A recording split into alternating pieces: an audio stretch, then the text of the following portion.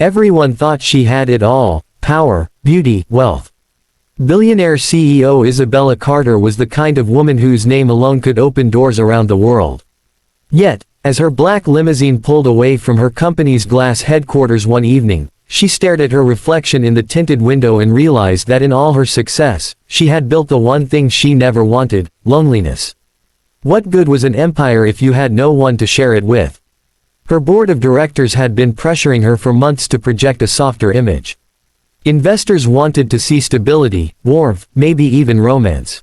And now, with a critical merger on the line, Isabella found herself facing an ultimatum: show the world she wasn't just a cold-hearted businesswoman, or risk losing everything. That's when the idea came, ridiculous and desperate: hire someone to pretend to be her fiancé. She didn't want a rich man, someone who'd steal the spotlight or play games of power. She needed someone grounded, someone believable. That's how she found Daniel Brooks, a single father who worked as a contractor.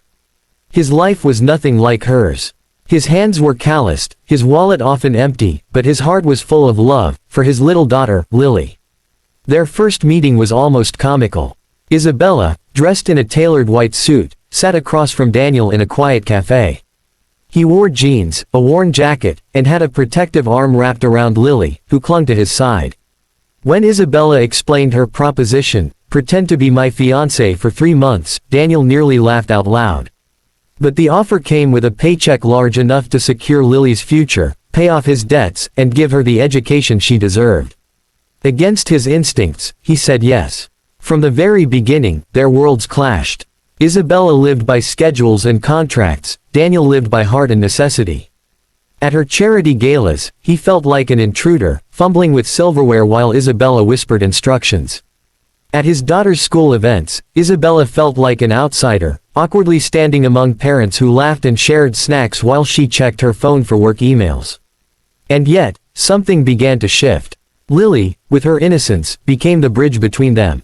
She adored Isabella, tugging at her hand and calling her Bella. For the first time in years, Isabella laughed, really laughed, while helping Lily with homework, or when Daniel teased her for not knowing how to make pancakes. Slowly, the walls around Isabella's heart began to crumble. But love doesn't bloom without challenges. Paparazzi caught wind of their engagement, and soon tabloids spun stories about the mysterious single dad who had captured the billionaire's heart. Daniel struggled under the pressure, accused of being a gold digger. Isabella, too, faced her own doubts. Was this just a business arrangement, or was her heart betraying her logic? The turning point came during a board dinner. One of the directors made a cruel joke about Daniel's background, mocking his blue-collar life. Isabella was expected to laugh it off. Instead, she rose, her voice steady but fiery. "The man you're mocking is the most honorable person I've ever met. He works harder than anyone in this room. He loves his daughter with everything he has. And if you can't respect that, then maybe you don't belong in my company." The room went silent. Daniel's eyes met hers across the table, filled with a mix of gratitude and something else, something deeper. That night, walking together under the city lights, Isabella finally admitted the truth. "This was supposed to be fake," she whispered, her voice trembling. But somewhere along the way, it stopped feeling fake. Daniel didn't answer with words. Instead, he took her hand gently, a promise in the silence. Their journey wasn't easy. They had to navigate trust, fear, and the wounds of their pasts. Isabella learned what it meant to slow down, to burn pancakes with Lily and smile about it. Daniel learned that love doesn't have to be a sacrifice, it can also be a gift. Together, they found a balance between two very different worlds, teaching each other what love really meant. Not perfection, not wealth, but choosing one another every single day.